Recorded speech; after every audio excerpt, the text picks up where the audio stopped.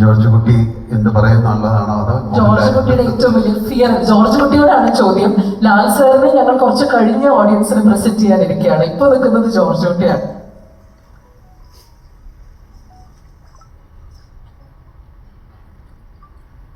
ഞാൻ പലപ്പോഴും പറഞ്ഞിട്ടുണ്ട് ജോർജ് കുട്ടി ആരാണെന്ന് എനിക്കറിയില്ല. വളരെ അത്യപൂർവമായിട്ട് സംഭവിക്കുന്ന കാര്യമാണ്. നമ്മൾ സിനിമ ചെയ്യുമ്പോൾ ഒരു ക്യാരക്ടർ ചെയ്യുമ്പോൾ നമുക്ക് കുറച്ച് കഴിഞ്ഞ് അത് മനസ്സിലാവും. ഒരുപാട് സിനിമകളുണ്ട് നമുക്ക് ഓർത്ത് വയ്ക്കാൻ. വാനപ്രസ്ഥം അല്ലെങ്കിൽ തൂവാനത്തുമ്പികൾ, താളവട്ടം, ചിത്രം, അങ്ങനെ ഒരുപാട് തന്മാത്രം അങ്ങനെയൊക്കെ പറയാം.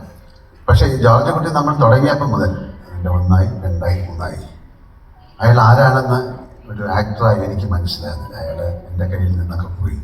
അത് തന്നെയാണ് ജിത്തു പറഞ്ഞത്.